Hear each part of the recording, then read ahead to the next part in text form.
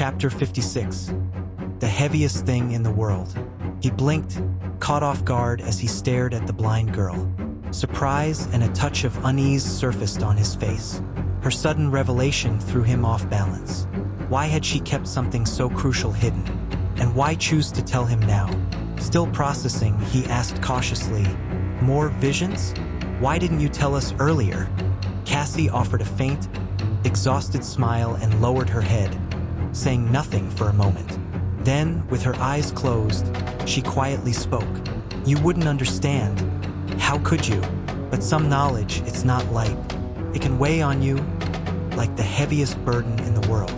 A sad smile tugged at her lips. "I'm scared. Scared that by saying it aloud, I might actually make it come true." Sunny's expression tightened. Her words carried a chilling implication. If she feared her visions becoming real, then whatever she had seen must have been truly awful. And if it was that bad, if something terrible was looming, he needed to know in advance. With preparation, they might stand a chance. But what if those very preparations brought the disaster into reality? What if they fulfilled the prophecy? That was the danger in knowing the future. It twisted fate in unpredictable ways. "Ugh, this is giving me a headache. I hate this stuff," he muttered internally. He struggled with indecision, unsure whether to push her for answers or let it go. Neither choice sat well with him. In the end, he said nothing. Cassie remained silent too. Eventually, she broke the stillness. "Could you just promise me one thing?" It felt like she was reaching for a middle ground, revealing neither everything nor nothing. Sunny frowned slightly. "That depends on what you're asking." There was hesitation in her voice as she spoke. "Promise me that you'll protect Nephice, no matter what." Sunny didn't reply right away. He let the silence drag out until the weight of the moment became unbearable. Then, reluctantly, he responded, "I can't. I'm barely able to keep myself alive." And truthfully, he didn't trust Nephice enough to make such a commitment. He didn't dislike her. Far from it. He actually liked her in his own way, but they were allies by necessity, not by genuine trust. A vow like no matter what was just too much to give under those circumstances. He could have lied, of course. A simple yes would have satisfied her question. But something stopped him from deceiving Cassie. For some reason, he felt compelled to be honest with her. Maybe this whole being truthful thing was starting to wear off on him. Cassie let out a small sigh and turned away. Something subtle shifted in her demeanor. "I see ya. That's fair." Without another word, she summoned her staff and walked off, leaving Sunny with a heavy, uneasy feeling. Exactly what he'd expected. No matter how hard he tried to relax, his thoughts refused to quiet. Before long, he found himself connecting dots, trying to piece together everything he knew about the mysterious place they were in. The so-called Forgotten Shore, known in the Azure Blade's description as the Starless Void. It wasn't just a distraction from his unsettling talk with Cassie.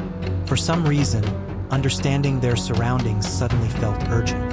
His blade, the Starlight Legion armor, the insect-like monsters, the massive headless statue.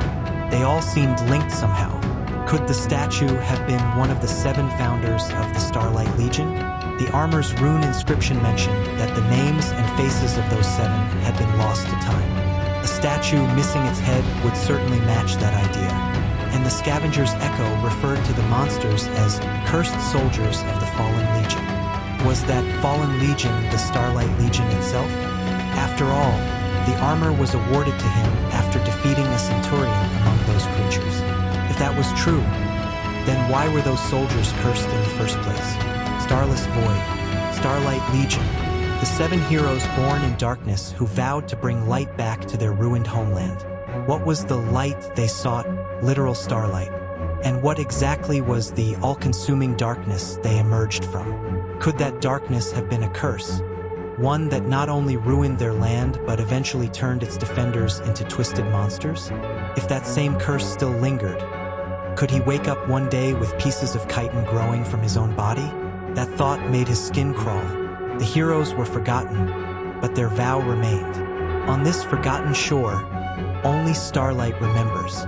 That line from the Azure Blade's description echoed in his mind. Was there a hidden truth buried in the memories of this place? He let out a quiet groan. So many questions, and not a single answer.